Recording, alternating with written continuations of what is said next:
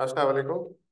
अच्छा बेटा, आज हमारी आई 16 की 10वीं क्लास है और हम लोग जा रहे हैं page number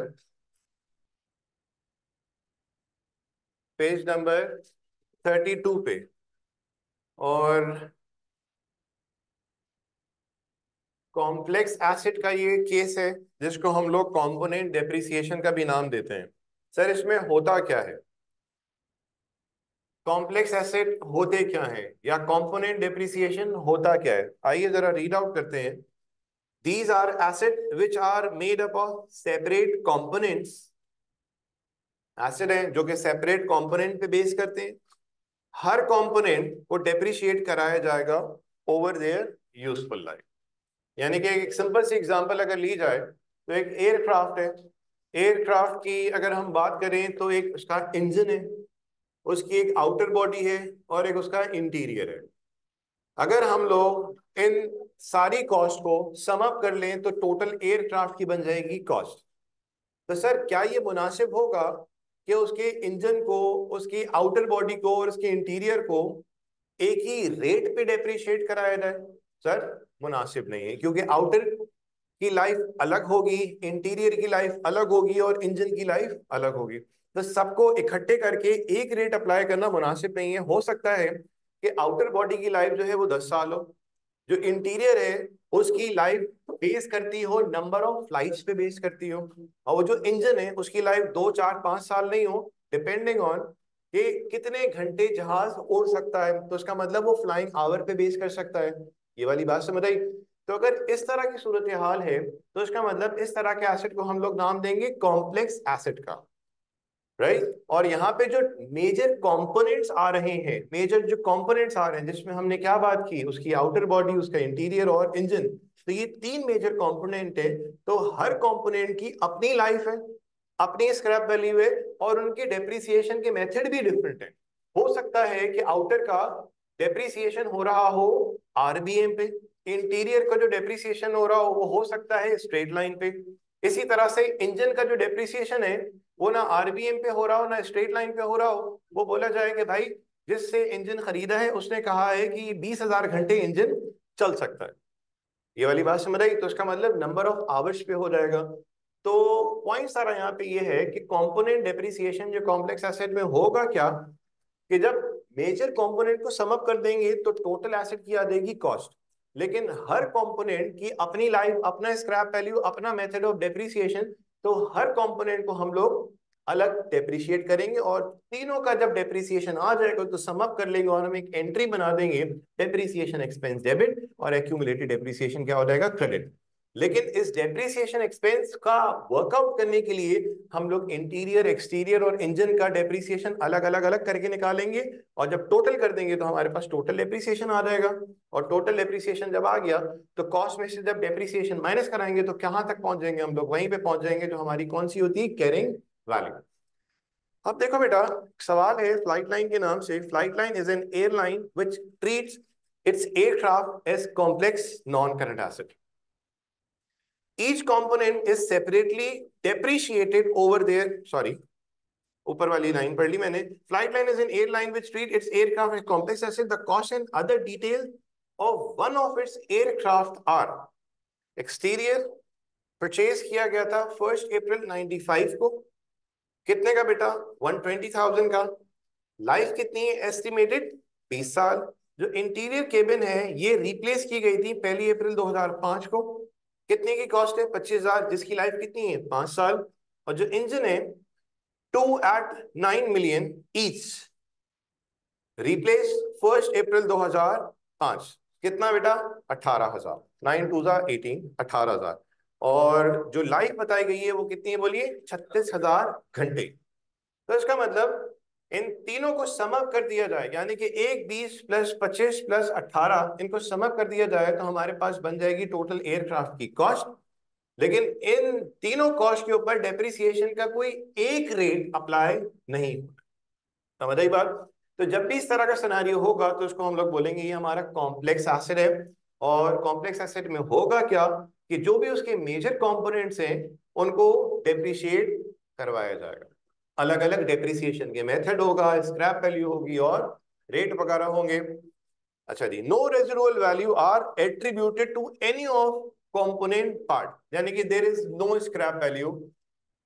At 1st April 2008, the aircraft log showed it had flown 10,800 hours since 1st April 2005.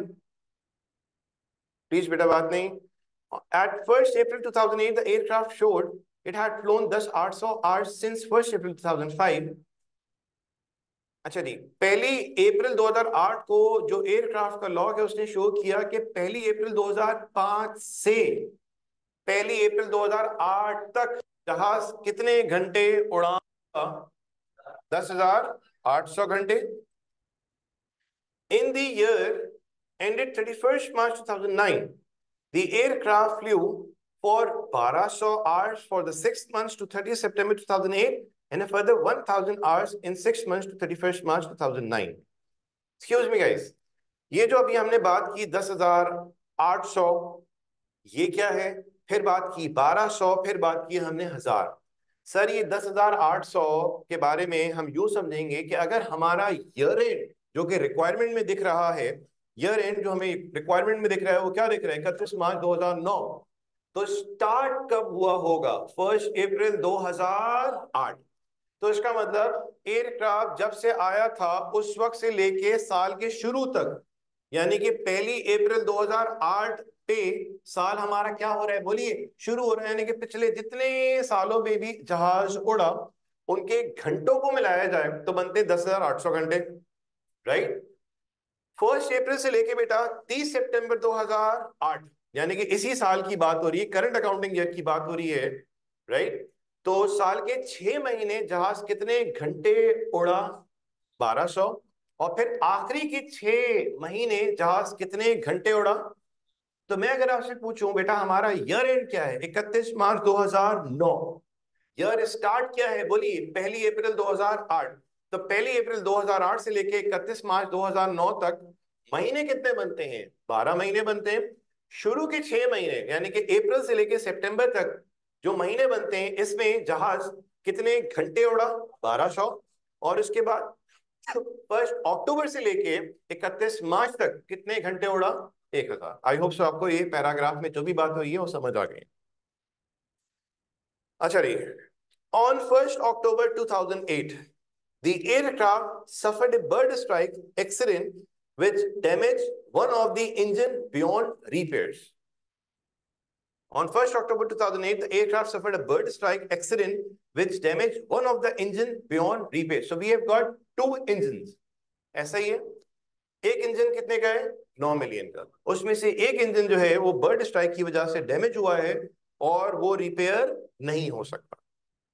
This was replaced by a new engine with a life of 36,000 hours at cost of 10.8 million। यानी कि पुराना engine जो है वो जा रहा है bird strike accident की वजह से, अब वो वर्केबल नहीं है। उसको हम लोग ने अब क्या करना होगा? डिस्पोज करना होगा, राइट। उसको डिस्पोज करना होगा और फिर एक नया इंजन हमारे पास आ रहा है। ठीक है जी, कितने का आ रहा है? 10,800 का।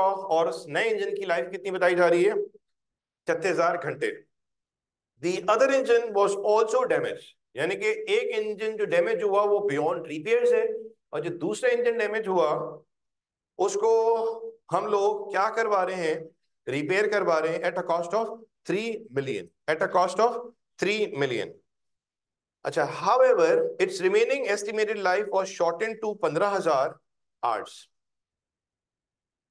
ठीक है जी। The accident also caused cosmetic damage to the exterior of the aircraft, यानी कि अब एक्सटीरियर की बात आ रही है, वो जो आउटर बॉडी है एक्सटीरियर वो भी डैमेज हुआ है, which required repainting at a cost of $2 million।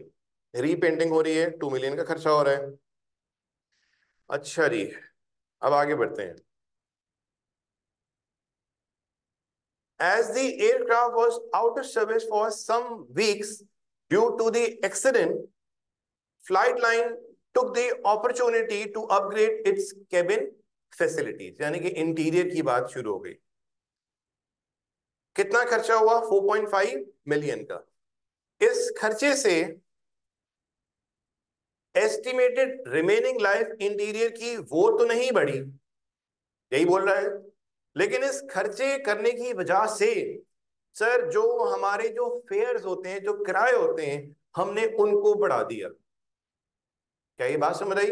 यानी कि हमने जो इंटीरियर को अपग्रेड किया, 4.5 मिलियन का खर्चा हुआ, लाइफ नहीं बढ़ी है इंटीरियर की। लेकिन लाइफ नहीं बढ़ने का मतलब यहाँ पे हरगिज ये नहीं है कि उसको हम लोग एक्सपेंस आउट कर दें। सर हम देखेंगे कि उस खर्चे का अल्टीमेटली आउटकम निकल क्या रहा है। हमने बात की थी कि एग्जिस्टिंग नॉन करंट एसेट पे अगर खर्चा किया जाए, इस बात को हम कहीं अब वक्तन फवक्तन रिकॉल करा रहे हैं, एग्जिस्टिंग नॉन करंट एसेट पे जब फ्यूचर में हम खर्चा करते हैं और उस खर्चे करने की वजह से इंक्रीज या तो हो जाएगी उसकी लाइफ, अगर लाइफ नहीं सर कैपेसिटी बढ़ जाए, अगर चलो कैपेसिटी भी नहीं, तीसरी बात सर एफिशिएंसी बढ़ जाए, तो हम इन तीन सूरत हाल में इस तरह के खर्चे को क्या करेंगे, बोलिए कैपिटलाइज। ये वाली बात समझ रही? तो रिक्वायरमेंट हमें ये देता है, prepare necessary journal entries for the year ended 31 मार्च 2009। 31 मार्च 2009। हाँ जी। तो इंटीरियर हमारे पास अलग है, एक्सटीरियर हमारे पास अलग है, और इंजन हमारे पास अलग है। तो एक काम करते हैं, पहले हम लोग एक्सटीरियर जो काम सिंपल सिंपल होता हुआ हमें दिख रहा है, इसमें मामला जो है वो तीन मामला। एक्सटीरियर का बड़ा सीधा साधा सा है, इंटीरियर का भी अगर आप देखें तो उसमें भी कोई ज्यादा मसाइल नहीं है। अदरवाइज जो इंजन है, इंजन में आपको कुछ मामला यूं होते हुए नजर आ रहे हैं, भाई दो इंजन है, एक फारिग हो गया, जो बचा हुआ है उसको रिपेयर कराया, रिपेयर तो करा दिया सर, उसकी लाइफ भी क्या हो गई, शॉर्ट हो गई, राइट। और एक नया इंजन लेके आए, उसकी कॉस्ट इतनी है और उसकी लाइफ इतनी है, तो इसका मतलब इंजन के हवाले से थोड़ी सी बातचीत ज्यादा है एज कंपेयर टू किसके, इंटीरियर के और एक्सटीरियर के। तो हम अपने पास एक हेडिंग डालते हैं और बारी बारी हम लोग निकाल लेंगे कि हमारे पास जो है इंटीरियर का कितना आ रहा है, एक्सटीरियर का कितना आ रहा है। ठीक है बेटा?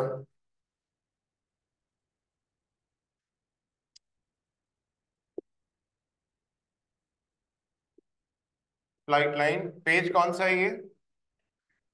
Page number 32। हाँ जी, किसकी बात कर ले हम लोग, पहले एक्सटीरियर की बात कर लें, एक्सटीरियर की चलें बात करते हैं। और हम सबको ये बात पता है कि हमारा ईयर स्टार्ट हो रहा है 1 अप्रैल 2008 को और एंड हो रहा है 31 मार्च 2009। एक्सटीरियर बताओ बेटा, एक्सटीरियर की कॉस्ट है कितनी? 14, क्या है ये, 95। मुझे बताएंगे कॉस्ट कितनी है, रुपीस हम या पाउंड्स लिख दें वगैरह वगैरह, हम इस पे बात अभी नहीं करेंगे सर, वहां पे डॉलर्स है यहाँ पे रुपीस। ठीक है जी, कितना? 100, 120,000।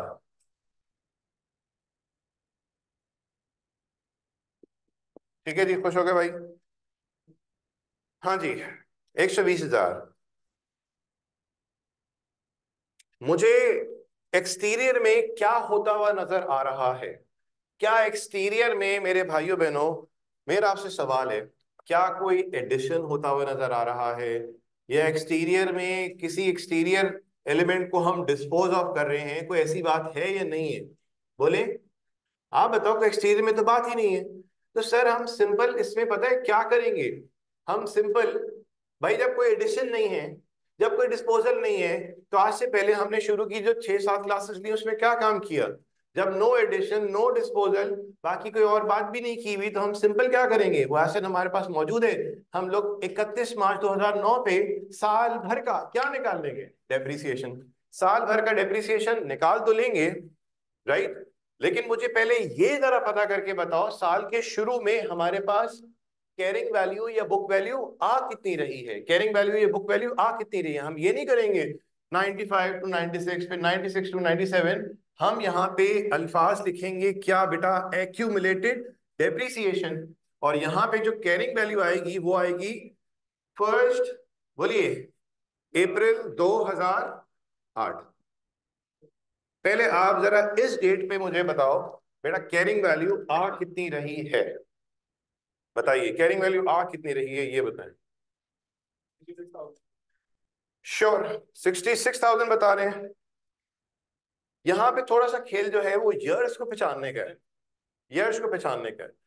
कुछ लोग बोलेंगे 13 साल, कुछ लोग बोलेंगे 12 साल, कुछ लोग हो सकता है 14 साल। अब यहाँ पे सारा खेल जो है वो सालों का है, सालों का खेल है।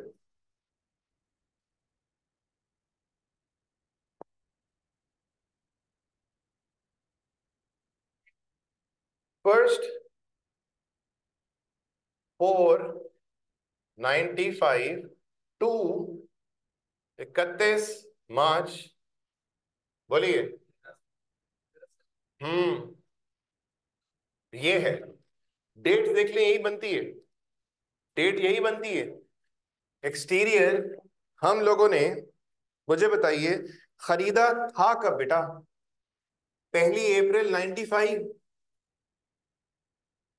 और इस साल का डेप्रिसिएशन हम जरूर निकालेंगे, ठीक है जी। लेकिन पहले मुझे ये तो बता दो, साल के शुरू में तुम्हारे पास एसेट आ कितने पे रहा है, पहले ये तो जरा बताओ। इस सवाल का जवाब हासिल करने के लिए हम क्या करेंगे, देखेंगे पिछले सालों का डेप्रिसिएशन था कितना, आई मीन एक्यूमुलेटेड। यहां पे देखिए इसने आपको तंग नहीं किया। अगर यहीं पे वो आरबीएम की कहानी कर देता तो आपको आइडिया होता कि 13वें साल के एंड पे, अब देखो मुंह से खुद ही निकल गया 13वें साल, 13वें साल के एंड पे हमारे पास बुक वैल्यू क्या आ रही है और एक्यूमुलेटेड कितना बनता। सर आपने 13 साल कैसे बोला, बोले तो करके देखें। 95, 96, 96, 97, 97, बहुत लंबा हो जाएगा यार ये। 13 साल बन रहे हैं, आप लोग को ट्रेस हो गया है। जिससे ट्रेस नहीं हो रहा था वो ये वाली एक्सरसाइज करेगा और फिर उसको बारी बारी काउंट करेगा, वो बोलेगा हैं ये तो 13 साल है। अब देखिए ये 13 साल बन गए, ऐसा है 13 साल। तो हम क्या करेंगे, 13 सालों का डेप्रिसिएशन मालूम करना है।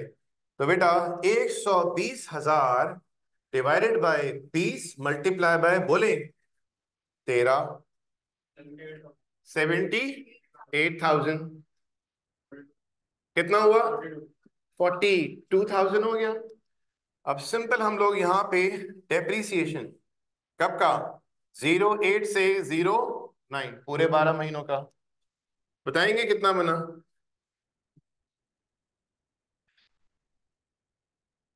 बोले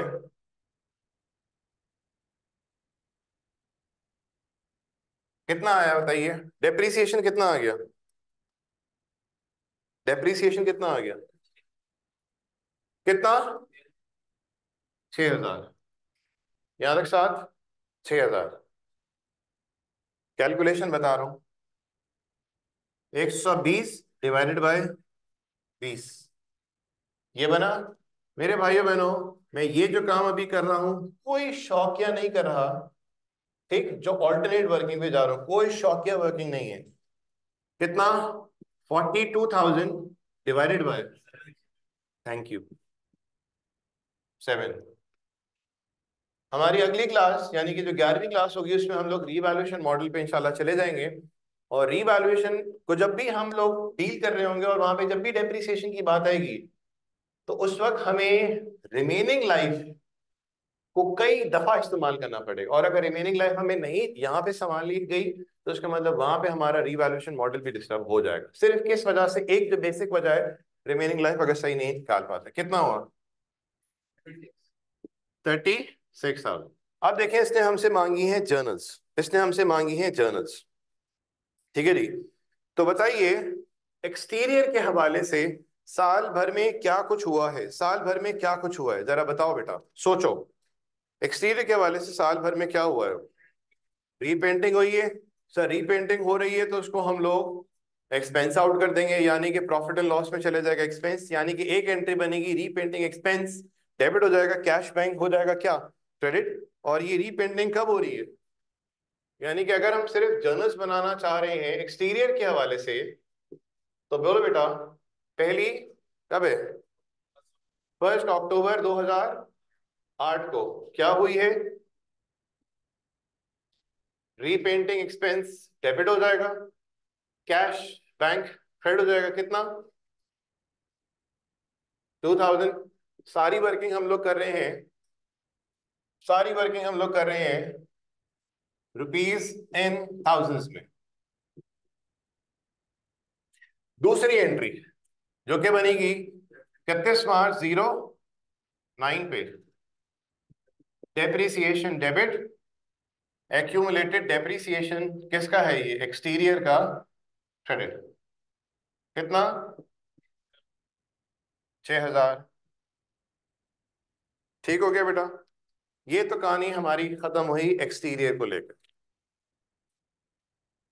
फिर दूसरी बात हम लोग कर लेते हैं इंटीरियर के हवाले से,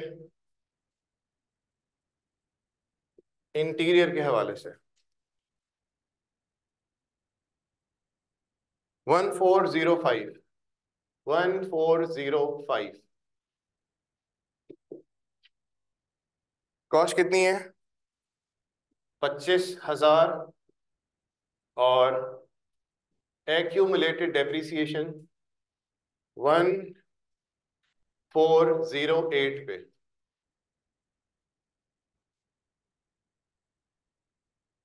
बताइए, एक्यूमुलेटेड डेप्रिसिएशन इसमें बड़ा सिंपल सीधा सा है, कितने सालों का आएगा, 2 साल, 3 साल, 4 साल, 5 साल, कितने सालों का आएगा, कितने सालों का, 3 साल का। ये बात सबको बड़ी वाज़ेह क्लियर है, 3 साल का। किस तरह से, 2005 6, एक 6 7, 2 7 8 3, और 8 का भी कौन सी तारीख, 1 अप्रैल 2008, यानी कि 3 साल स्ट्रेट अवे हमारे बन गए। तो ये कितने सालों का है, 3 सालों का। बोलो कितना आया, 15,000। बेटा ये कितना बन गया, 10,000। ठीक है जी, अब बताइए इंटीरियर के हवाले से कुछ मामलात हैं, इंटीरियर के हवाले से कुछ मामलात हैं। बताइए क्या क्या मामला है इंटीरियर के हवाले से। Hmm, cabin is the aircraft, third last line पढ़ रहा हूं मैं, was out of service for some weeks due to the accident. Flightline took the opportunity to upgrade its cabin facilities at a cost of 4.5 million. This did not increase the estimated remaining life of the cabin, but the improved facility, यानी कि ये हमारा capitalise होगा 4.5। अच्छा बेटा, ये जो भी हैपनिंग है, ये जो भी हैपनिंग है वो हो कब रही है, ये हो कब रही है, जो भी हैपनिंग है ये कब हो रही है, 1 अक्टूबर 2008, 2008 को हो रही है। तो आप बताएं क्या करें इसके, एक से दो तरीके हो सकते हैं, बोलिए शाबाश, क्या करेंगे। हाँ, अच्छा पहले मैं यहाँ पे काम करूंगा, आप लोग देखेंगे, बात समझ आ जाएगी, फिर रास्ता और ढूंढेंगे किस और तरीके से भी किया जा सकता है। आप में से कुछ लोगों ने भी ये कहा कि सर इस 10,000 में तो किसी किस्म का कोई मसला नहीं है, ये तो कितने महीनों का इसका डेप्रिसिएशन आएगा, बोलिए कितने मंथ्स का आएगा, 6 महीनों का। डेप्रिसिएशन मैंने ले लिया 6 मंथ्स का, जो कि कितना बना, जो कि कितना बन गया, 2500 बन गया, बोले 2500 बन गया। ये कितना आया, 7,500। मुझे बताएंगे ये कैरिंग वैल्यू कब आ रही है, 2008, 2008। और फिर मुझे बताइए इसमें एडिशन कितने का हुआ है, कितने का बेटा, 4,500 का। डन, ठीक है जी, 7,500 और 4,500 हमारे पास कितना बन गया, ये 12,000 बन गया, 12,000 हो गया। अब बताइए क्या करेंगे, 12,000 हमारे पास अब आ चुका है। अब हमने क्या करना है, हमारे पास एडिशन भी आ गया और उसमें कैरिंग वैल्यू भी हमने शामिल कर ली, बन गया कितना, 12,000। अब हमें चाहिए आखिरी के 6 महीनों का डेप्रीसिएशन, आखिरी के 6 महीनों का डेप्रीसिएशन। तो आखिरी के 6 महीनों का डेप्रीसिएशन निकालने के लिए आप मेरी जरा करेंगे हेल्प। डेप्रीसिएशन मुझे चाहिए आखिरी के 6 महीनों का, बताएं जरा ये कैसे निकालेंगे। हम्म, बोलो बेटा। 12,000।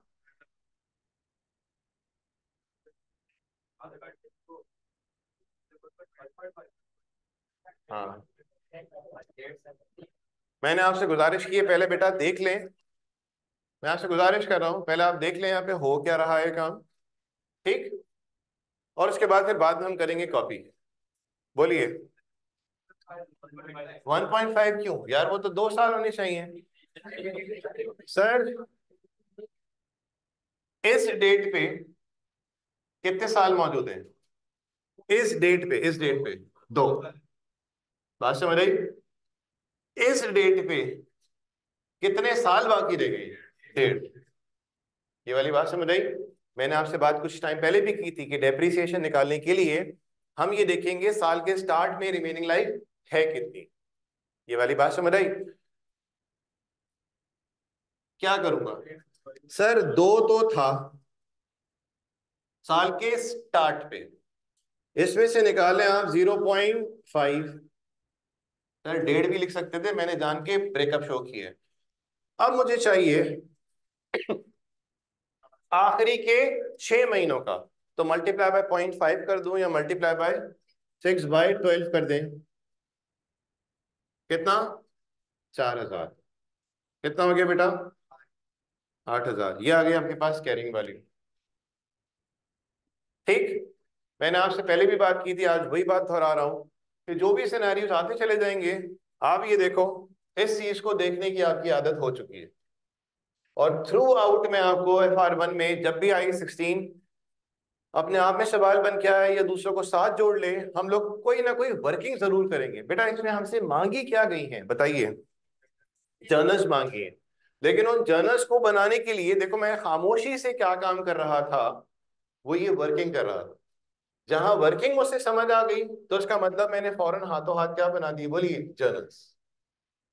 सर, अगर वर्किंग होगी थोड़ी सी कॉम्प्लेक्स, तो ऑब्वियसली मुझे ट्रांजेक्शन अगर कॉम्प्लेक्स है तो मैंने कोई ना कोई इसके कोने खांचे में वर्किंग तो करनी पड़ेगी।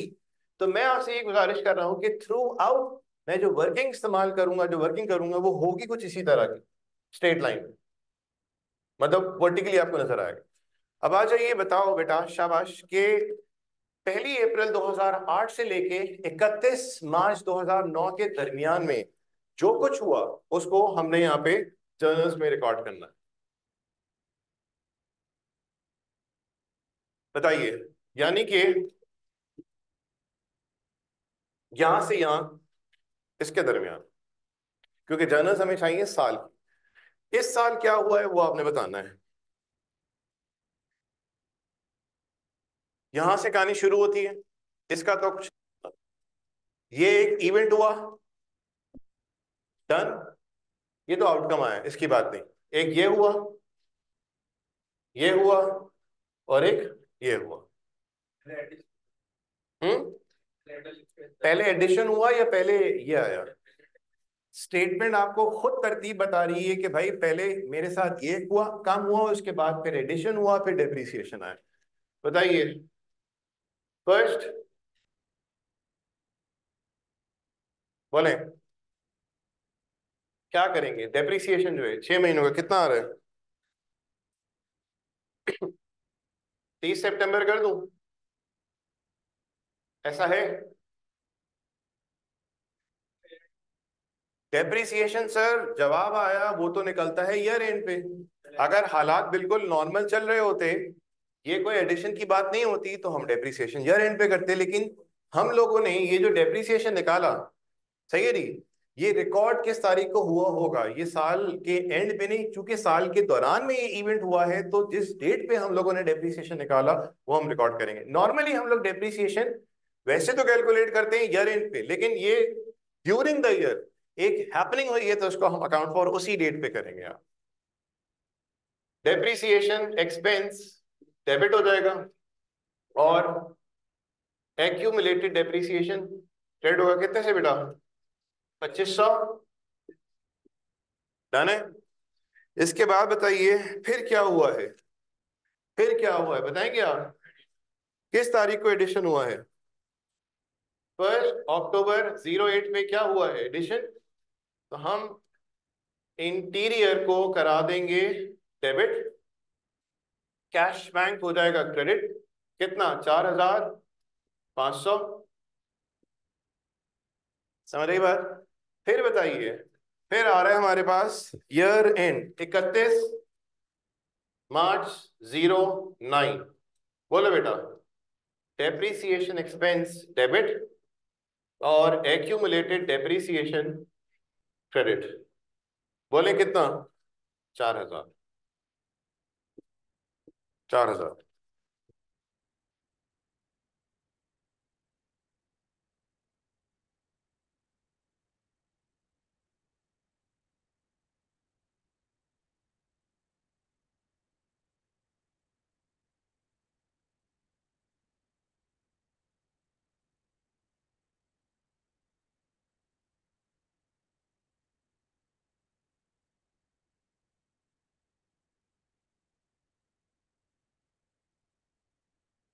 ये वाला पार्ट मैं रब कर रहा हूँ बेटा, एक्सटीरियर का इंटीरियर का भी कॉपी कर लें हम लोग।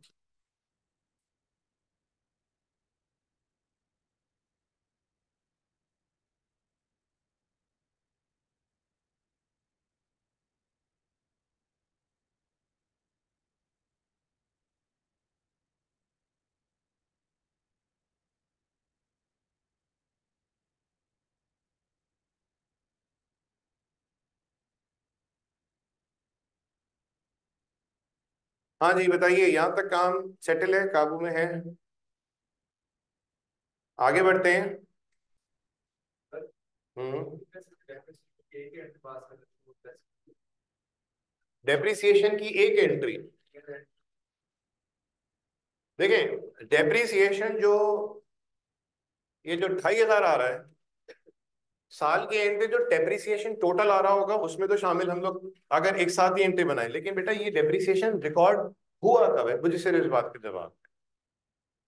ये रिकॉर्ड हुआ है सितंबर में, तो इसका मतलब बहुत सारी इवेंट्स ऐसे होते हैं जो साल के दौरान हो रहे होते हैं। एक सिंपल सी मैं बात करूंगा कि ड्यूरिंग द ईयर आपने माल बेचा, माल कई लोगों को बेचा, कई डेट से बेचा, तो क्या ईयर एंड पे वो जो सेल्स आ रही होगी वो तो टोटल होगी, लेकिन क्या वो जो सेल्स है जब भी बेचा गया होगा तब रिकॉर्ड हुई होगी या साल के एंड पे? जब भी रिकॉर्ड, यानी कि इवेंट जैसे ही अकर होता है उसको हम लोग फॉरन अकाउंट फॉर करते हैं। आगे बढ़ते हैं बेटा, अब आ जाते हैं इंजन पे।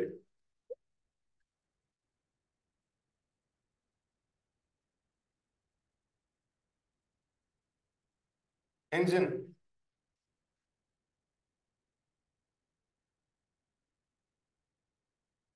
इंजन में हमारे पास एक इंजन का तो हो रहा है डिस्पोजल,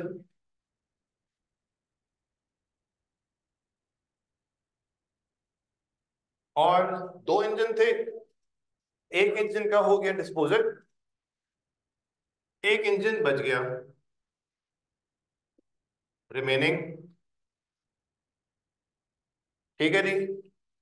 और एक इंजन का हो रहा है एडिशन, एक इंजन का हो रहा है यहाँ पे एडिशन।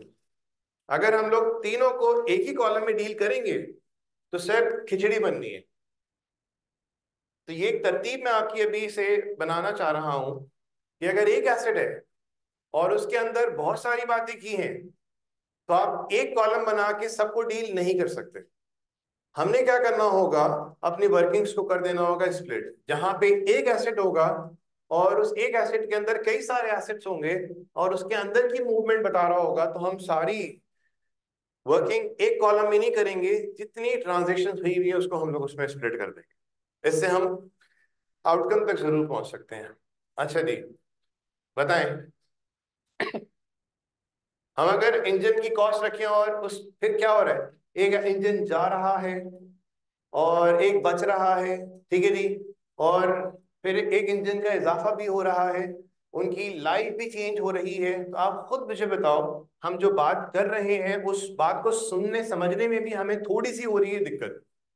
तो क्यों ना हम इस तरह से काम तरतीब दें, और ये तरतीब जो है थ्रू आउट जितना भी आप आगे चलते चले जाएंगे वर्किंग में चेंजेस थोड़ी बहुत आएंगी।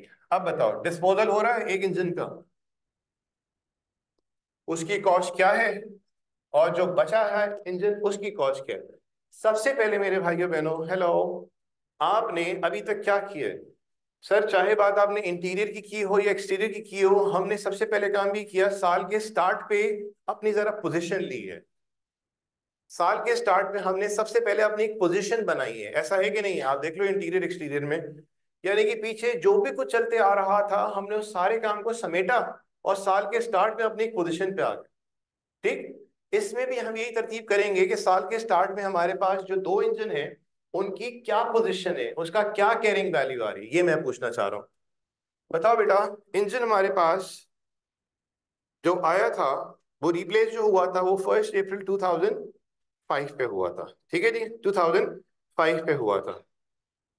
और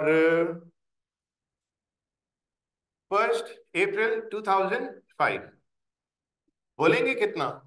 9,000। 1 अप्रैल 2005 कितना बेटा? 9,000। सही है जी। मुझे चाहिए, जैसे मैंने भी आपसे अर्ज किया, 1 अप्रैल 08 पे, 1 अप्रैल 08 पे कैरिंग वैल्यू मुझे चाहिए पहले। तो इसका मतलब इसके दरमियान में क्या होगा? Accumulated depreciation. Accumulated depreciation. अब एक्यूमुलेटेड डेप्रिसिएशन निकालने के लिए हम क्या करेंगे, सुनिए। 9,000 डिवाइडेड बाय टोटल लाइफ कितनी है बोलिए? 36,000 घंटे।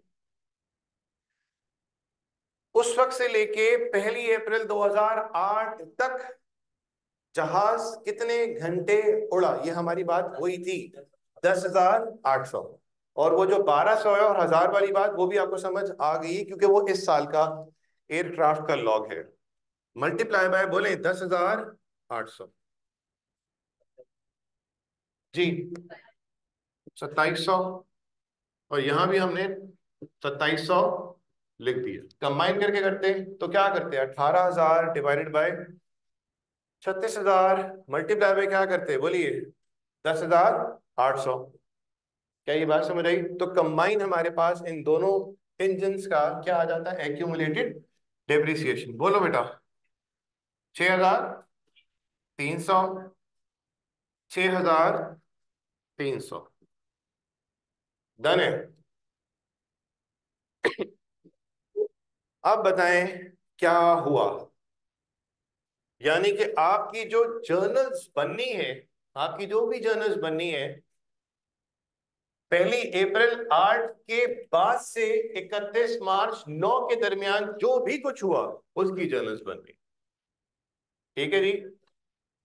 ये कैरिंग वैल्यू सही निकलती है तो हमारे फर्दर जो मामला हैं वो सही हो सकते हैं। यानी कि कैरिंग वैल्यू स्टार्टिंग की पता हमने की, आगे अब बढ़ना है। सबसे पहले डिस्पोजल को करते हैं, फारिग करते हैं।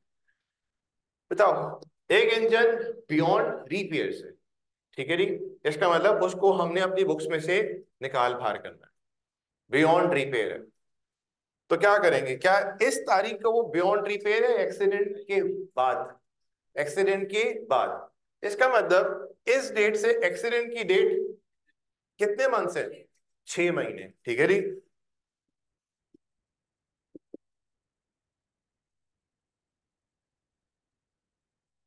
बोलोगे बेटा? हम्म, कितना आएगा इसका?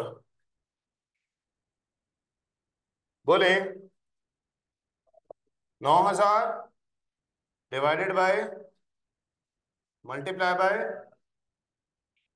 1,200, कितना आया? ये कितना हुआ? 6,000। ये आ रही है कैरिंग वैल्यू। बताओ कब की कैरिंग वैल्यू है? 1 अक्टूबर 2008, ठीक है जी। अब कहीं इसने हमें बताया कि गेन हुआ या लॉस हुआ? सर कोई भी ऐसी बात नहीं की, बियॉन्ड रिपेयर्स है तो हम लोगों ने उसको डिस्पोजल प्रोसीड्स कुछ नहीं है, तो इसका मतलब कहीं मेंशन ही नहीं है, कहीं मेंशन ही नहीं है कि कितने का बेचा, क्या था। तो इसका मतलब ये हमारे पास साफ साफ क्या आ गया, बोलिए, लॉस। साफ साफ लॉस आ गया ये। बेटा सेटल है बात, आगे बढ़ते हैं। इसके हवाले से बताओ क्या आप देख रहे हैं, इसके हवाले से बताइए क्या देख रहे हैं, रिमेनिंग के हवाले से बताइए क्या देख रहे हैं, इसमें कोई छेड़छाड़ हुई है? सर एडिशन तो नहीं, अभी एडिशन की तो बात हम कर ही नहीं रहे, ये तो इस तरफ फैल लेता है। क्या हुआ है? रिपेयर हुआ है, और जो रिपेयर हमारा हुआ है उस पे खर्चा कितना आया है? 3 मिलियन का हमारे पास खर्चा है। लेकिन यहाँ पे ऐसी कोई भी बात नहीं कर रहा कि उस रिपेयर से इंजन की लाइफ बढ़ गई, कहीं ऐसी कोई बात कर रहे हैं? सर इंजन की लाइफ तो शॉर्ट हो गई है। तो क्या ये जो आप बता रहे हो कितने का खर्चा, 3 मिलियन का, तो इसका हम क्या करेंगे, 3 मिलियन का क्या करेंगे, एक्सपेंस आउट करेंगे। तो आप बताइए फिलहाल अभी हम क्या करें? डेप्रीसिएशन शुरू के 6 महीनों का तो आप निकाल लें, जो कि कितना है बोले, ये हो गया कितना बेटा, 6,000। ये आ गई कैरिंग वैल्यू कब, 1/10/08 पे। ठीक है जी। एडिशन तो यहाँ पे नहीं आएगा क्योंकि वो जो भी खर्चा है वो एक्सपेंस आउट हो जाना है। अब बताएं, हमने आखिरी के 6 महीनों का डेप्रिसिएशन निकालना है। वैसे हम पैरेलल में जर्नल्स बना लेते तो भी अच्छा था, जिस तरह से इसका काम किया जर्नल्स बना दी, इसका काम किया जर्नल्स बना दी, होना यूं चाहिए था। मैंने बात बोल दी है, ठीक है जी, लेकिन हम संभाल लेंगे थोड़ी देर में। वैसे होना क्या चाहिए था, ये काम हो गया जर्नल्स बना दें, रिमेनिंग का काम होते जा रहा है, हम जर्नल्स बना रहे हैं। क्यों? सर कुछ ऐसी चीजें हैं, कुछ ऐसी चीजें हैं जिसको हम लोग यहाँ पे, जैसे कि बेटा एडिशन यहाँ आ गया, अगर ये एक्सपेंस आउट हो रहा होता तो वो यहाँ पे नहीं आता, उसको प्रॉफिट एंड लॉस में ले जाना। लेकिन चूंकि ये यहाँ आ गया तो हमने जर्नल्स यहाँ पे बना दी। अगर ये यहाँ पे नहीं आता, एक्सपेंस आउट हो रहा होता, जर्नल्स तो उसकी जगह लाजमी तौर पे बनती। बोलिए ये कितना आएगा, कितना आएगा बेटा, शाबाश, सही सही बताइए। 250। कितना आ रहा है बताएं? जी तलहा भाई बताएं। आप कह रहे हो 400, बाकी लोग बताइए। 480। ऑनलाइन स्टूडेंट्स बताएंगे। जुनेद बता रहे हैं 400।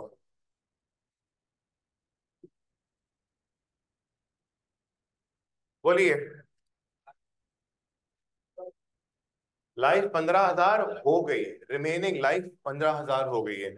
याद करो कल की क्लास हमने इसी पे लगाई थी कि life change, scrap value change, तो अकाउंटिंग किस तरह से होनी चाहिए।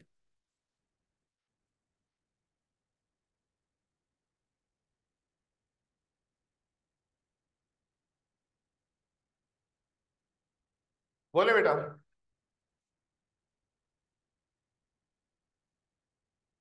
6,000 डिवाइडेड बाय, इंटू, इंटू 1,000। हाँ जी। आप ये देखें सर, हमें 6,000 को रखने में कोई दिक्कत नहीं थी, ना ही हमें शायद 1,000 को रखने में दिक्कत हो। यहां पे आपने रखा है कितना बोलिए, 15,000। इस लाइन को जरा मैं पढ़ता हूं। देखें एक होता है शॉर्टेड बाय, एक होता है वर्ड बाय का, और एक वर्ड होता है टू का। यहां पे बोलता है लाइफ शॉर्ट हो के 15,000 पे आ गई, एक बात ये। और मैं बोलूं लाइफ 15,000 से कम हुई है, दोनों में फर्क है। लाइफ शॉर्टेड बाय 15, ठीक, लाइफ शॉर्टेड टू 15, दोनों में फर्क है।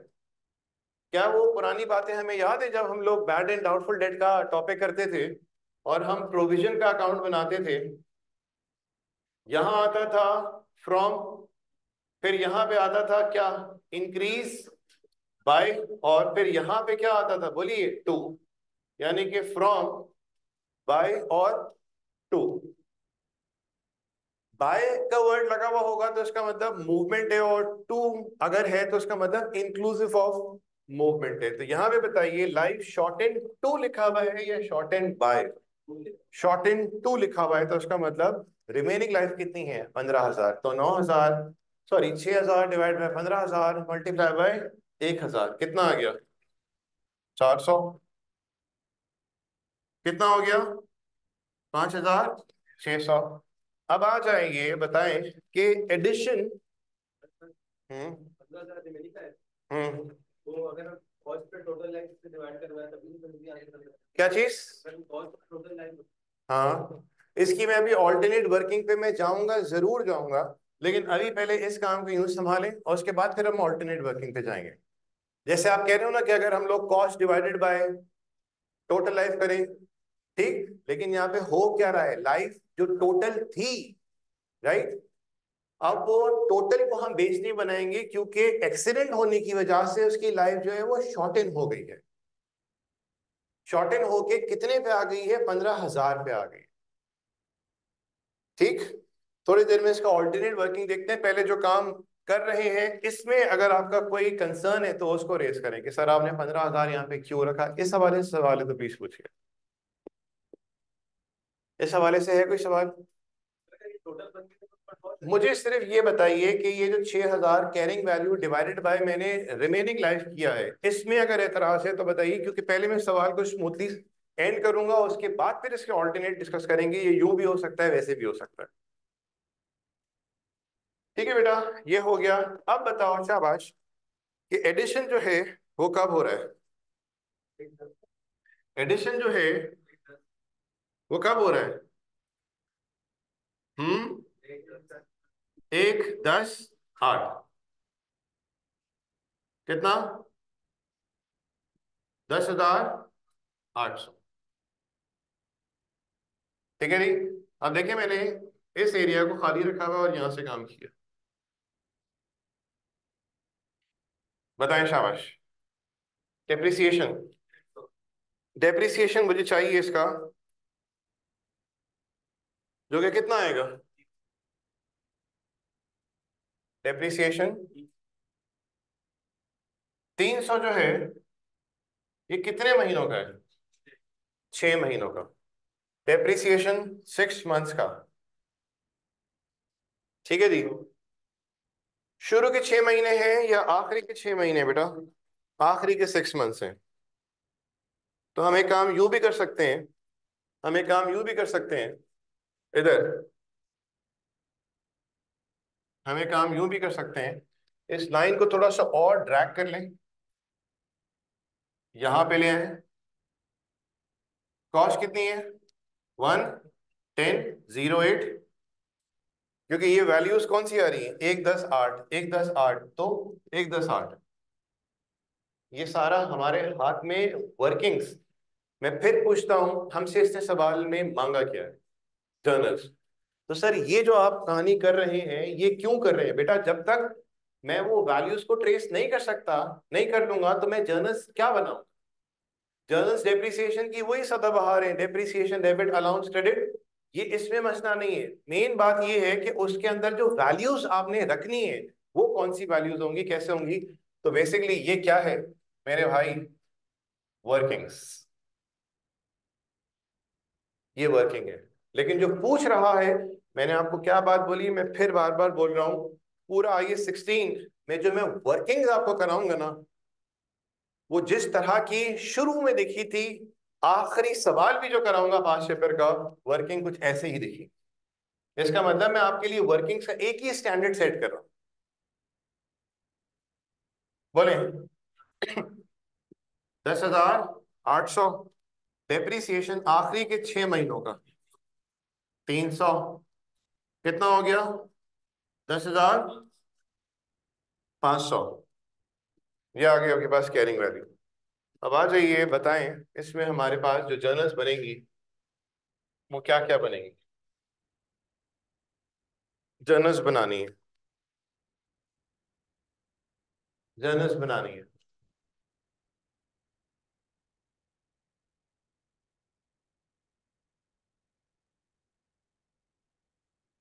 बोलो बेटा। जर्नल्स जो बननी है ना, मैं फिर रिपीट करता हूं, इस दरमियान में, साल स्टार्ट से लेके साल के एंड तक जो भी कुछ हुआ आपने उसको यहाँ पे रिकॉर्ड करना है, जो भी कुछ हुआ।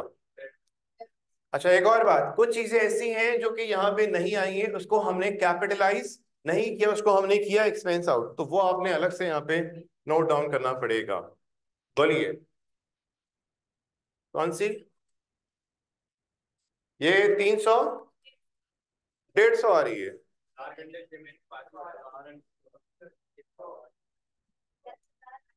10,800 बेटा, डिवाइड बाय कितना? 36,000।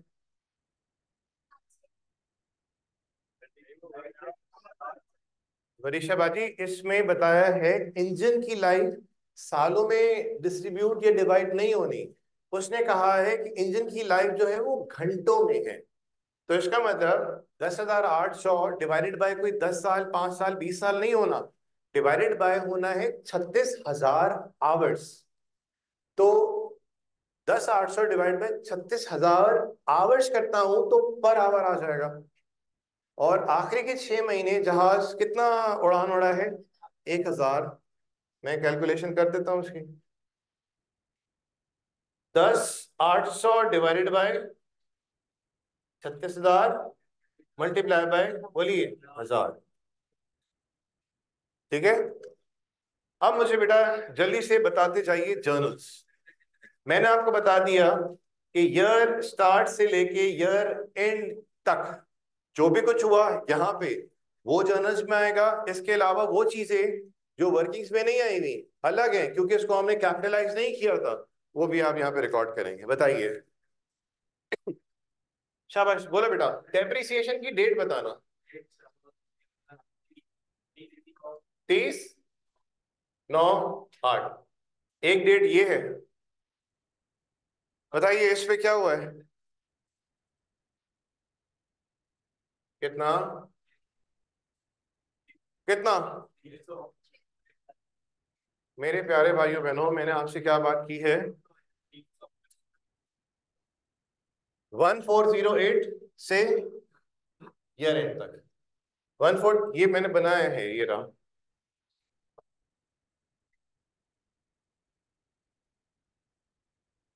यहां से यहां तक के दरमियान। तो बताइए, इसका तो बाद में हुआ है, लेकिन यहां पे एक स्टॉप आया है। 300, 300 इस साल की मूवमेंट है। 600 एक्यूमुलेटेड एप्रिसिएशन बेटा, 600। ठीक। इसके बाद बताइए क्या हुआ है? इसके बाद क्या हुआ है बोलेंगे? हम लोगों ने डिस्पोजल किया है। डिस्पोजल की डेट बताओ। 1/10/8। अब सुनिए, इंजन ओल्ड क्रेडिट कितना? 9,000। एक्यूमुलेटेड डेप्रिसिएशन डेबिट कितना? 3,000। ठीक। पैसा कोई आया है? पैसा कुछ आया कि नहीं आया? अगर कैश आया होता यहां रख देते, लेकिन कैश का तो सर यहाँ पे कोई आमद नहीं है, तो कैश तो डेबिट नहीं हुआ।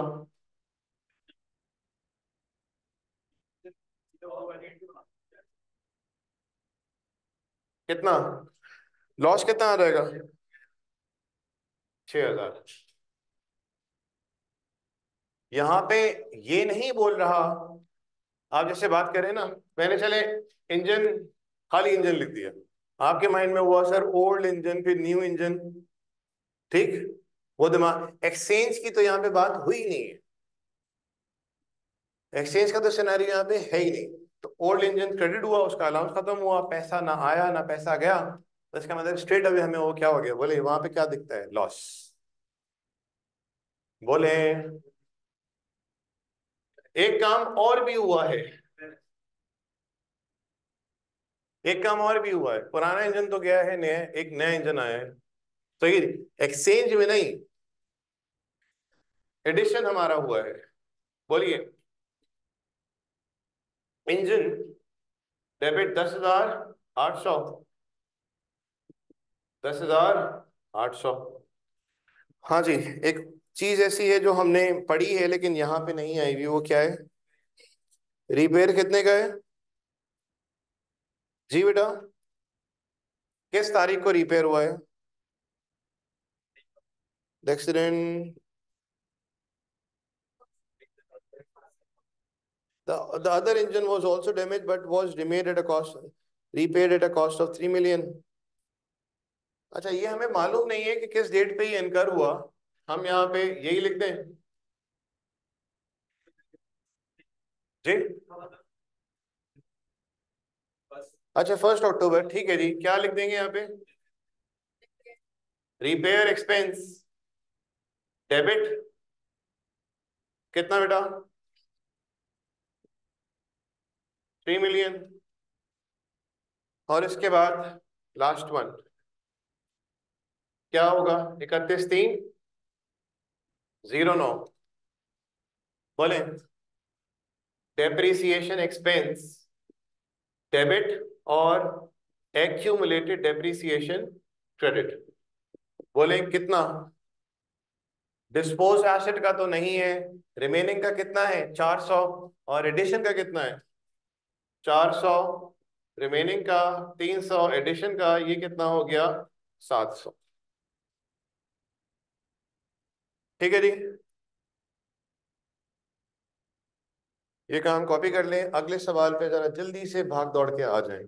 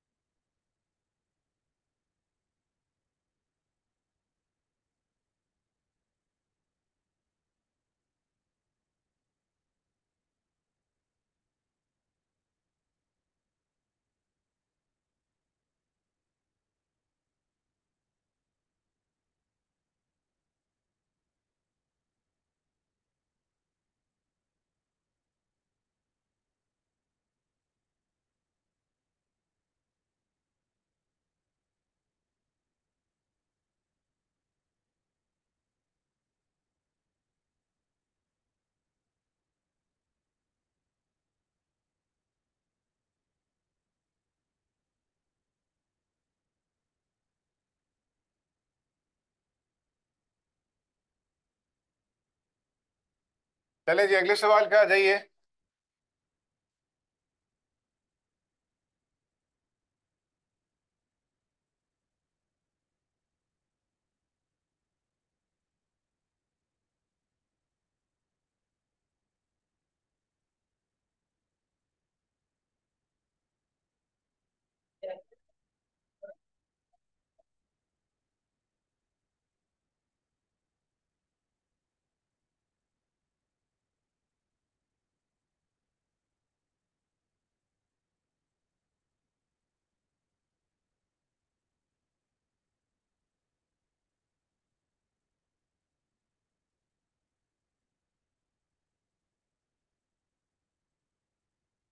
अब आप लोग आ जाइए पेज नंबर 33 पे।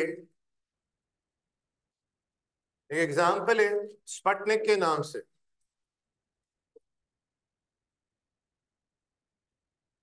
सही है जी, आगे बढ़े। Sputnik Sea Limited runs a cruise business across oceans. Following information in respect of one of SSL cruise ship is available. SSL bought a cruise ship on 1st March 18 after completing all the required formalities. The ship was ready to sail on 1st April 2018.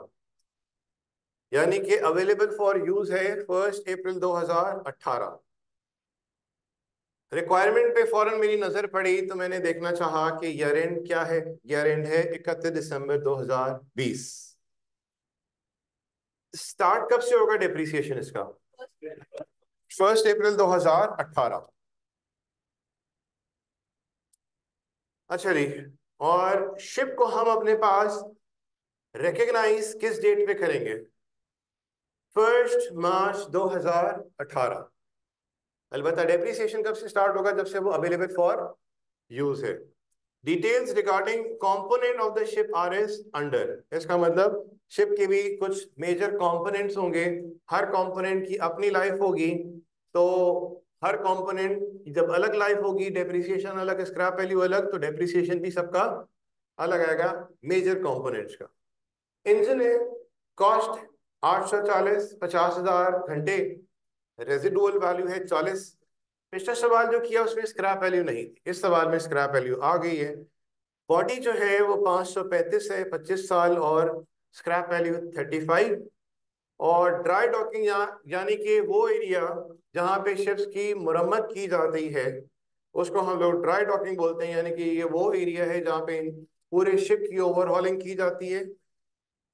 और उसकी cost कितनी है बेटा? 60 million, और 5 साल life है। यानी कि तीन हमारे पास मेजर कंपोनेंट्स हैं। On 1st May 2019, the ship suffered an accident which damaged its body. Repair work took 2 months and costed 26 million. The repair work did not change useful life and residual value of the components. अच्छा जी, हादसा कब पेश आया है? 1 मई 2019 को। Repair work 2 महीने चला, इसका मतलब 2 महीने सेलिंग नहीं हुई, राइट। तो जब 2 महीने सेलिंग नहीं हुई, ऐसी मैं आपसे बात कर रहा हूँ, वो वाली बात जो आगे डिस्कशन में आएगी, पहले ही मैं बोल रहा हूँ। अगर सेलिंग नहीं हुई, या गाड़ी नहीं चली, या ट्रेन नहीं चली, तो उसका मतलब इंजन इस्तेमाल नहीं हुआ। लेकिन सर उसका जो बॉडी है वो तो क्या हुई होगी, बोलिए? डेप्रिशिएट। ऐसी बस बात मैंने छेड़ी है, आप खुद समझ जा रहे हैं, समझ जाएंगे क्या करना होगा फिर इसका। The average monthly sailing of the ship during the last 3 years are as under. are as under. 2018 में 360 घंटे सेलिंग हुई, 19 में 480, और 20 में 600। Prepare necessary journal entries to record the above transaction from the date of acquisition of the ship to the year ended 31 December 2020। तो acquisition कब हुआ है? 1 मार्च 18, और ईयर एंड क्या हमारा? 31 दिसंबर 20। इसके दरमियान में जो भी कुछ हुआ है वो आपने रिकॉर्ड करना होगा। इसका मतलब हम 18 में देखेंगे क्या कुछ हुआ, फिर देखेंगे 19 में क्या कुछ हुआ, फिर 20 में क्या कुछ हुआ। ठीक, यानी कि 3 सालों का हमने यहाँ पे देखना है। अब देखिए, इन 3 सालों में मुझे बताओ, मेरा आपसे सवाल है, कहीं कोई डिस्पोजल की बात की है इसने? नहीं की। कहीं कोई एडिशन की बात की है? अदर देन 1 मार्च 18 के, 1 मार्च 18 से लेके 31 दिसंबर 20 के दरमियान में, मैं आपसे फिर पूछता हूं, बताइए, क्या कोई डिस्पोजल हुआ है? नहीं हुआ। क्या कोई एडिशन हुआ है? नहीं हुआ। क्या यहाँ पे उसने बोला कि पहले लाइफ इतनी थी और अब लाइफ इतनी हो गई? नहीं। इसका मतलब लाइफ में, स्क्रैप वैल्यू में और मेथड ऑफ डेप्रिसिएशन में कोई बात नहीं की, ना कोई एडिशन है, ना कोई डिस्पोजल है। ठीक। तो सिर्फ जो कुछ बचता है वो यहाँ पे क्या बचता है? 18 में डेप्रिसिएशन आएगा, 19 में भी डेप्रिसिएशन आएगा। अगर रिपेयर वगैरह हुआ होगा और उससे इंक्रीज आइदर लाइफ कैपेसिटी या एफिशिएंसी नहीं बढ़ी होगी, ठीक, तो हम लोग उसको प्रॉफिट एंड लॉस में ले जाके एक्सपेंस आउट कर देंगे। डन। तो एंट्री ज्यादा कुछ बननी नहीं है, लेकिन सर वो जो एंट्री बननी है, अगर मैं आपसे बोलूं मुझे 3 सालों का अलग अलग डेप्रिसिएशन बताइए कंबाइन करके, कि इंजन, बॉडी और जो ड्राई डॉकिंग है, इन तीनों को कंबाइन करके बताओ 18 का डेप्रिसिएशन कितना है, फिर बताओ 19 का कितना है, फिर बताएं 20 का कितना है। तो आप मुझे बताइए, क्या हम ये काम जो है एक ही कॉलम में करेंगे? नहीं कर सकते सर। इंजन का अलग, बॉडी का अलग, और वो जो ड्राई डॉकिंग है उसका अलग। ये वाली बात समझ आ रही है? हमारा सामना जो है बेसिकली, ये इतने सिंपल सवालात से नहीं होगा। जो हमने पिछला सवाल किया फ्लाइट 9, वो भी कोई इतना मुश्किल सवालों में शुमार नहीं होता। जस्ट एवरेज क्वेश्चन है। देखें, हमारा पहली अंडरस्टैंडिंग थी पीआरसी की, और कल भी मैंने बात की थी पीआरसी और कैफ में बड़ा फर्क है। बात सारी यहाँ पे ये, एक चीज जो आपको पता है चैलेंजिंग है, उसको इतना सर पे हावी ना करें कि यार इतना मुश्किल है, इतना मुश्किल है। आप बोल बोल के अपने आप को खुद डिग्रेड कर दें। यार जब हमें बात समझ आ रही है, अल्हम्दुलिल्लाह, हम अल्लाह की मदद से कर लेंगे। थोड़ा सा आपका एटीट्यूड वैसे नेगेटिव है, मैं उस पर कुछ नहीं बोल रहा, लेकिन पढ़ाई के मामले में ठीक है यार, इंशाल्लाह हो जाएगा यार, अल्लाह की मदद हमारे साथ है, हम मेहनत करेंगे। अब वो स्टूडेंट, मैं फिर से बोलूंगा, जो क्लासेस किसी भी बहाने से स्किप करते हैं, वो अपने पाँव पे खुद कुल्हाड़ी मारेंगी। ये मैं बात आपको मुसलसल बोल रहा हूँ। इसके पीछे रीजन ये है कि अभी जब कोर्स एकदम शूट अप होगा, 3 पेपर उठाए हुए हैं, यार काबू नहीं आएंगे, काबू नहीं आएंगे, और आपको फिर अल्टीमेटली एक आध पेपर छोड़ना होगा। और एक दफा आपकी छोड़ने की आदत बन गई, तो फिर हो गई कि अगली दफा भी आप 3 पेपर उठाएंगे, एक पेपर छोड़ देंगे, और कोई ना कोई आपके पास रीजन बना होगा। तो रोज का काम, चलो बेटा रोज नहीं तो एक दिन छोड़ के जरूर कर लें। इस तरह से चलेंगे तो आप खुद फायदे में रहेंगे। हाँ जी, क्या करें? इंजन का पहले निकालते हैं हम लोग, उसके बाद।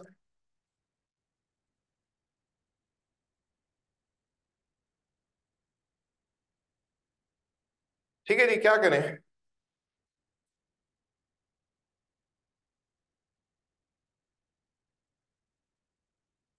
ये हो जाएगा? नहीं यार, ये सवाल मैं करा रहा हूँ क्योंकि एक सवाल पिछला किया था कंपोनेंट वाला, ठीक, उसमें थोड़े से आपको मसाइल शायद थोड़े आए हो, उससे मिलता जुलता सवाल है ये। Page number, page number 33।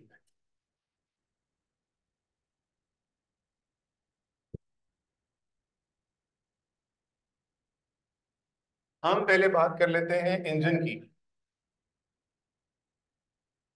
या एक काम करें, तीनों को एक साथ कर लें। नहीं नहीं, एक साथ से मतलब मेरा कुछ और है। यहाँ पे मैंने लिखा शिप।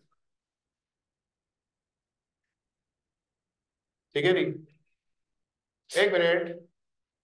यहाँ पे लिखा शिप, जिसमें एक तरफ आ गया उसका क्या, इंजन, फिर आ गई यहाँ पे बॉडी, और फिर यहाँ पे आ गया ड्राई डॉक।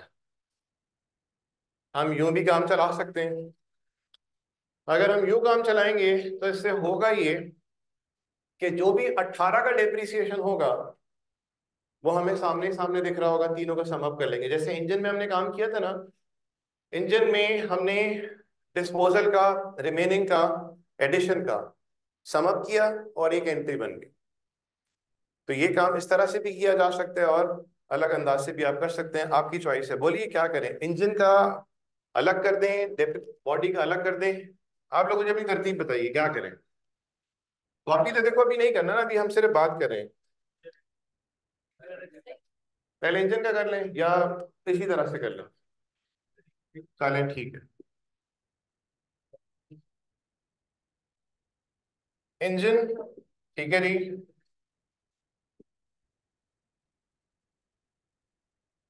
और ड्राई डॉग।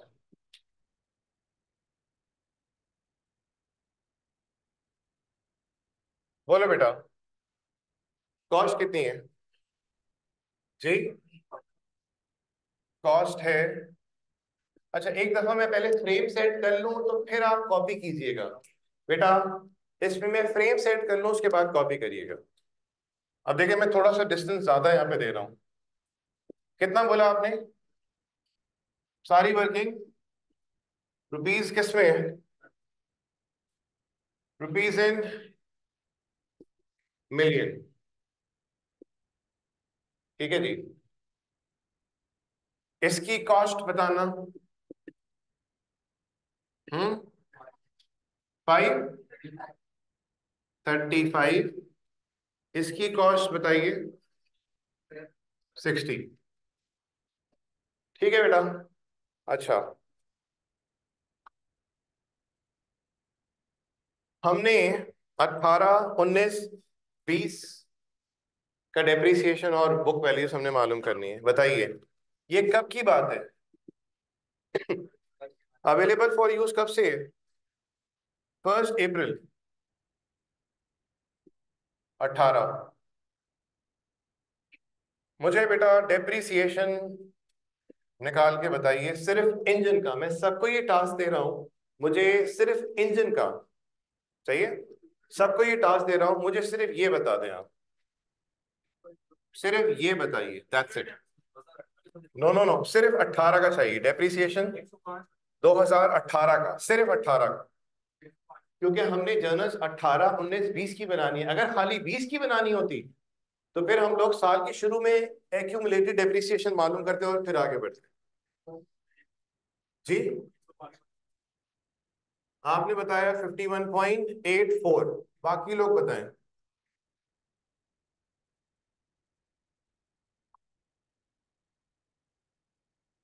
आपने बताया 105।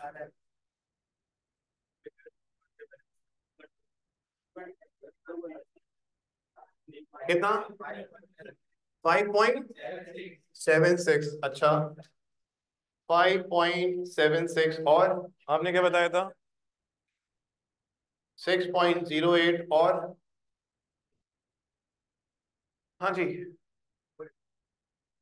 बोले 5.7.04। 6.04।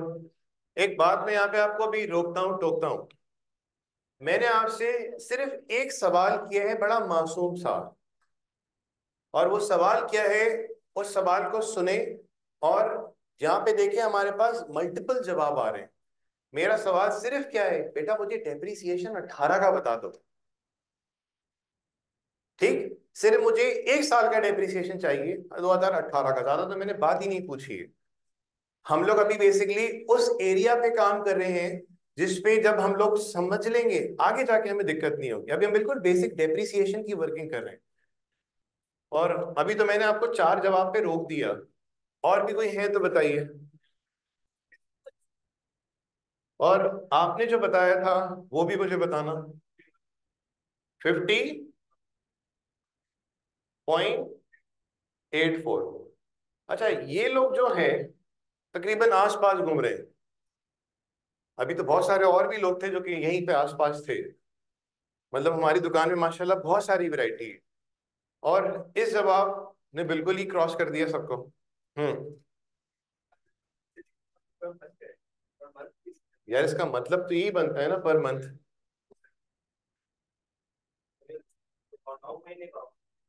Every monthly. मैं भी जरा वर्किंग करूं, आइएगा। अभी हम simple depreciation, hello, simple depreciation मालूम करना चाह रहे हैं। इधर प्लीज खामोश हो जाइए, मुझे बताएंगे बेटा, एक्सक्यूज मी, इधर कॉस्ट कितनी है?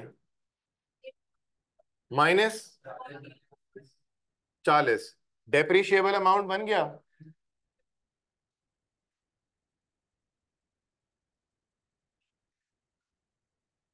तो पर आवर आ गया 360 एक महीने का, अप्रैल से लेके दिसंबर तक 51.84। क्या ये बात समझ आई? जो वर्किंग हुई है इसमें किसी का कोई ऑब्जेक्शन नहीं आएगा। Depreciable amount divided by total life, एक मंथ सेलिंग है 360 घंटे की, और अप्रैल मई जून जुलाई अगस्त सितंबर अक्टूबर नवंबर दिसंबर, 9 मंथ्स। ठीक है बेटा, अब बोले ये कितना आ गया? 788.1। Okay, this is carrying value. ठीक है बेटा, डन। जरा यहां शिफ्ट करते हैं। हम चाहें तो पहले इंजन को पूरा निपटा दें, ठीक? हम यूं नहीं करें, इसको भी देख रहे हैं ताकि डिफरेंट डिफरेंट हमारे पास टेस्ट आ जाए। ठीक है बेटा, वैसे तो इंजन को करके यहाँ पे काम वाइंड अप करें, फिर इस तरह से अब आगे बढ़े, लेकिन हम यहाँ पे देख रहे हैं डेप्रीसिएशन। बोलिए डेप्रीसिएशन, बताएंगे कॉस्ट कितनी है? इसमें मिस्टेक नहीं होनी चाहिए। कितना? 35। ये क्या है? स्क्रैप वैल्यू कितनी है? 35। टोटल लाइफ कितनी है? 25 मल्टीप्लाई बाय 9/12,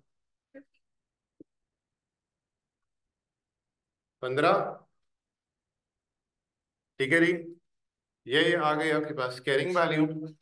और इसी तरह से इसका बताइए, इसका बताइए। हाँ बोले, वर्किंग बताइए। 60 डिवाइडेड बाय, हाँ, 9, 51। ये कितना? 520। अब बेटा इधर आइएगा, हमारे पास 1 मार्च 18 पे जो शिप आई उसकी कॉस्ट बताइए कितनी है? कॉस्ट बताइए कितनी है? तीनों को सम अप कर लो। तीनों को सम अप करते हैं, यानी कि 840 प्लस 535 प्लस 60, कितना हुआ? 1435।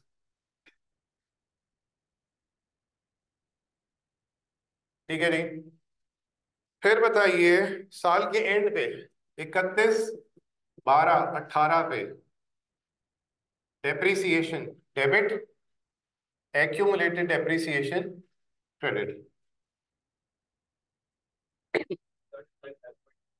Hello, 51.84 plus 15 plus 9, 75.84। यार पिछले सवाल को मैंने थोड़ा सा आसान बना के इसलिए किया था क्योंकि इंजन अलग, इंटीरियर अलग, एक्सटीरियर अलग, ताकि वो बात समझ आ जाए।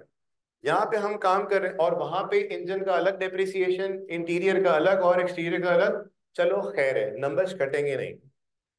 लेकिन जब बैलेंस शीट हम बनाएंगे तो उस वक्त फ्लाइट लाइन की अगर बात करूं तो एयरक्राफ्ट की एक होगी कॉस्ट जिसमें इंटीरियर एक्सटीरियर इंजन कंबाइन होगा, और उसका एक होगा एक्यूमुलेटेड डेप्रिसिएशन जिसमें इंटीरियर इंजन और एक्सटीरियर का कंबाइन होगा। तो इसका मतलब हमारे पास एक बुक वैल्यू आ रही होगी, पिछला सवाल जो फ्लाइट लाइन का था, एक बुक वैल्यू आ रही होगी एयरक्राफ्ट। यहां पे भी क्या होगा, एक बुक वैल्यू आ रही होगी ईयर वन के एंड पे पूरी शिप की, जिसके अंदर इंजन है, जिसके अंदर बॉडी है, और तीसरा क्या है, ड्राई डॉक कंबाइन हो जाएगा। अब ये हो गया काम। अब बढ़ते हैं 2019 के लिए। 2019 के लिए बताएं, शाबाश। 840 minus 40 divided by 4000 multiply by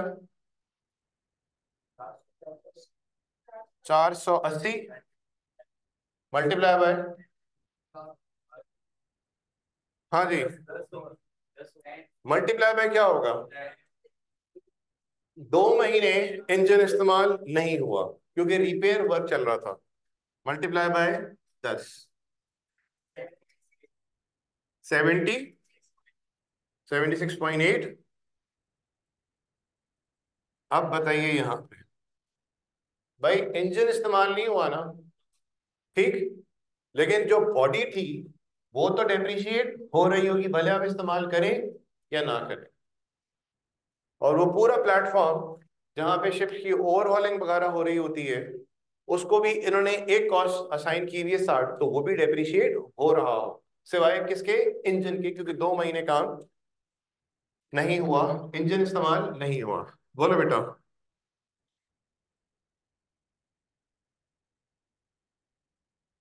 hmm.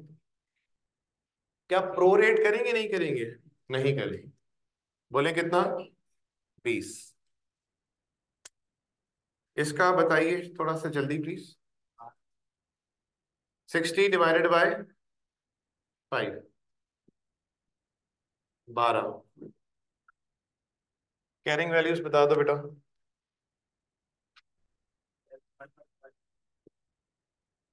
711.539।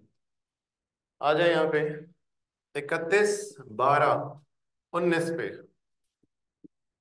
Depreciation debit,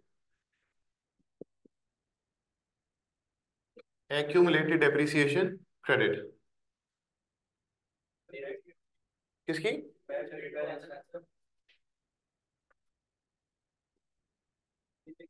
अच्छा, अभी एक आवाज आई, वो ये आवाज आई कि 2019 में सर क्या हुआ है बेटा, रिपेयर्स, डेट बताओ। 1 मई 19, 1 मई 19 क्या हुआ है, रिपेयर एक्सपेंस डेबिट कितना,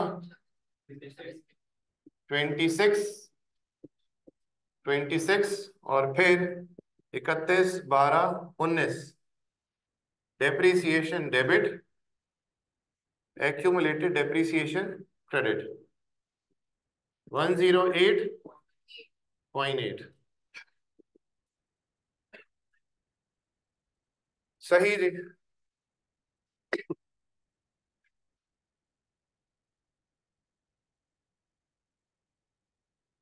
अब बढ़ते हैं आगे, डेप्रीसिएशन 2020 के लिए। 2018 है ये, 2019 है ये, और 2020। बोले बेटा, इसका निकालना है 2020 का। 840 minus 40 divided by into 600 into 12, 115.2। इसका बताइए,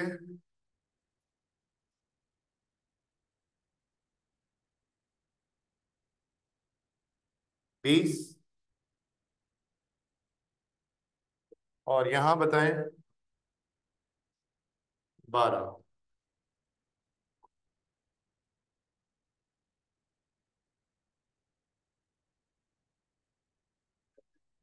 5.1 इसका, जी 27। इसी सवाल के हवाले से मैं भी आपसे एक आपको अपनी एक रिक्वायरमेंट दूंगा।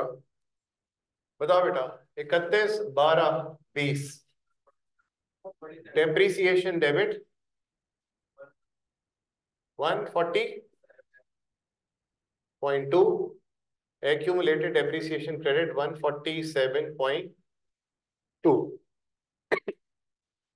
अच्छा, अब मेरा आपसे यहाँ पे एक सवाल है, इसमें देखो आपको क्या ख्याल है, पिछले सवाल में आपको लग रहा था थोड़ी सी मुश्किल है, लेकिन जहां हमने उस जैसा कुछ सवाल देखा तो हमारा माइंड उन चीजों को एक्सेप्ट कर चुका था, यानी कि हम थोड़ा सा ग्रो किए।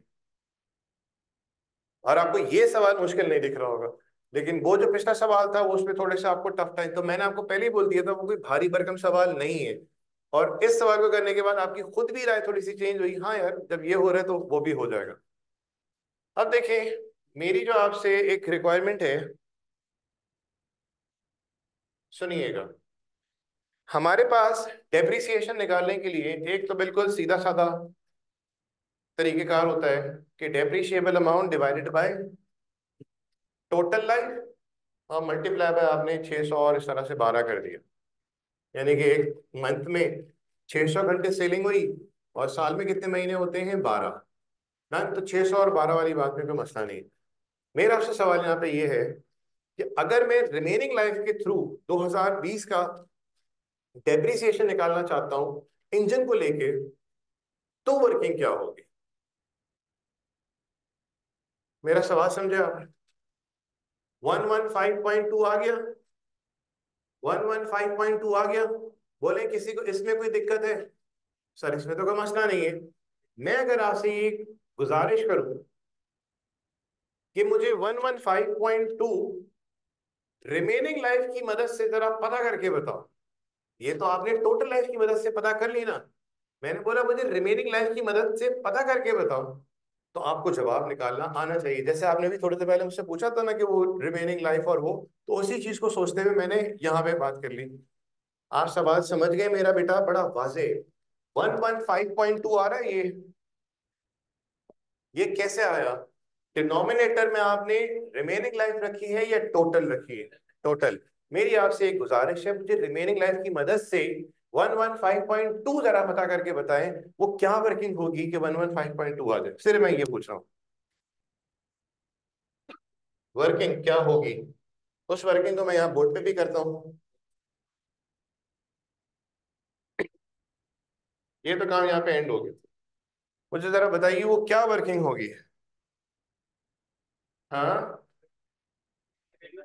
711.36, this will be the starting point, minus 40। इतना मैं बता दूं कि मल्टीप्लाई बाय 600 मल्टीप्लाई बाय 12 तो होगा।